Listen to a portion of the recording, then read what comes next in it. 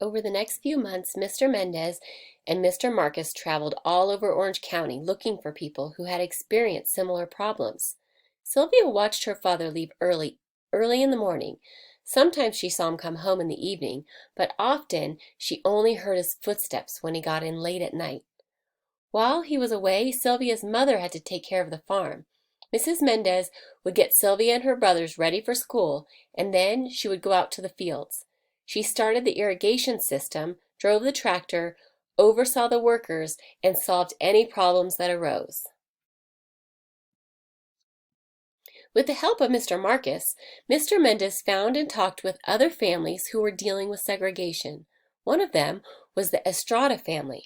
Mr. Estrada had fought in the World War II. He had risked his life next to Americans of all races and backgrounds. But when he returned to America from the war, he found out that his children were not allowed to attend school with white children. Es una injusticia,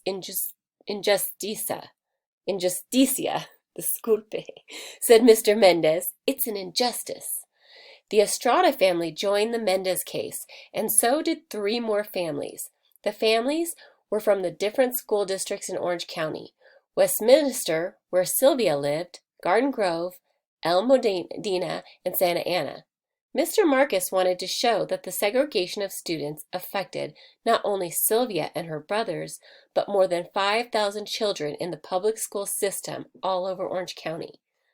On March 2nd, 1945, Mr. Marcus went to the courthouse and filed the lawsuit. The trial was held at a courthouse in Los Angeles. Sylvia and her family dressed in their best clothes and sat in the courtroom to listen. The hearing lasted 5 days. Each day, Mr. Marcus called to the stand parents from different districts in Orange County and the superintendent from each district, too. On the first day, Mr. Kent, the superintendent of the Garden Grove district, was questioned. He said that he sent children to the Mexican school to help them improve their English. That is a lie, thought Sylvia. Her English was as good as the English of any of the children at the Westminster school. Do you give the children any tests? Asked Mr. Marcus. Mr. Kent claimed that he did. We do so by talking to them. That is another lie, Sylvia wanted to yell. No one had questioned her. They rejected her from the Westminster school without asking her a thing. For what other reasons do you send children to the Mexican school? Asked Mr. Marcus. Sylvia and her family braced themselves to hear what Mr. Kent would say next. For their social behavior, they need to learn cleanliness of mind, manner, and dress. They are not learning that at home. They have problems with lice, impetigo, and tuberculosis. They have generally dirty hands, face, neck, and ears. The Mendez family and others in the room stared at Mr. Kent in disbelief. What he was saying was not true. It was degrading. How many of the 292 children at the Mexican school are inferiors to whites in personal hygiene? Asked Mr. Marcus. At least 75%. And in their scholastic ability? 75%. In what other respects are they inferior? In their economic outlook, in their clothing, and in their ability to take part in the activities of the school. Do you believe that white students are superior to Mexicans in the respects that you have mentioned? Yes. And is that one of the reasons they are being segregated? Yes. Time and again, Mr. Mendez had asked, why can't my children attend the Westminster school? Now he had his answer. On the second day, Mr. Marcus called to the stand a 14-year-old student from the Mexican school in El Modena. Her name was Carol Torres. She spoke perfect English. It was clear that she had not been sent to the Mexican school because she had a problem speaking the language, as the defense lawyer claimed. Mr. and Mrs. Mendez were questioned on the third and fourth day, and so was Mr. Harris, the superintendent of the Westminster school. Sylvia was not called to the stand, but she was ready to testify if they asked her to. She tried looking her best every morning, and she practiced what she would answer. On the fifth and final day of the hearing, Mr. Marcus called to the stand two education specialists to explain why it was so bad to segregate children into different schools. Segregation tends to give an aura of inferiority. In order to have the people of the United States understand one another, it is necessary for them to live together. And the public school is the one mechanism where all the children of all the people go, said one of them. The judge nodded his head. He seemed to agree with us. Judge Paul McCormick took almost a year to give his decision, but when he did, he ruled in favor of the Mendez family.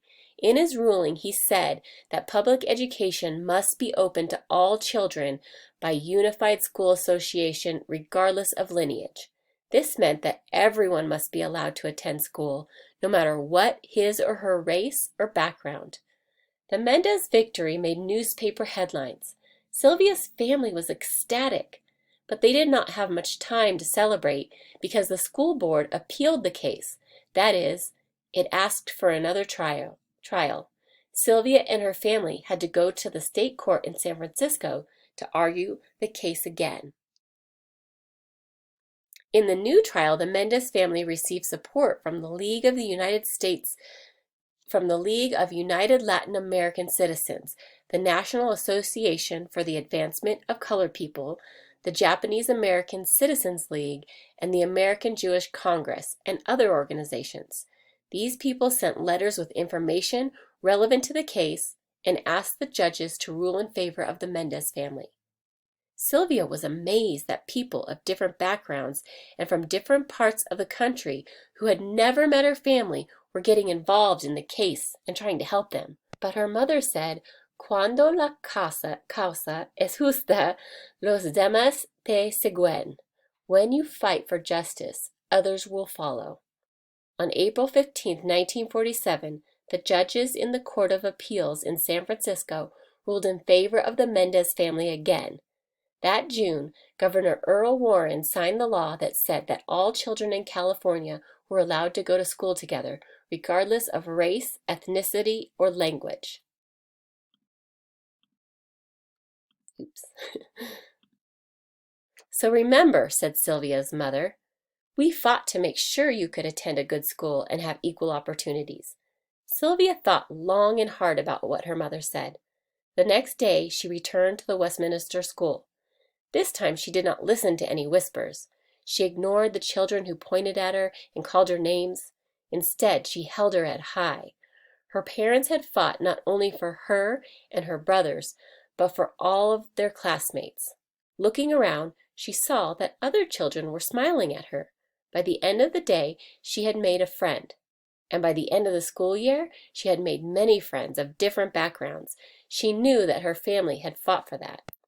So I'm just going to read one little paragraph of the author's note. It says, in the 1940s, segregation based on race or national origin was common throughout the United States. The Mendez versus Westminster School District case paved the way for the desegregation of schools in America. After the Mendez lawsuit, similar suits were filed and won in Texas and Arizona.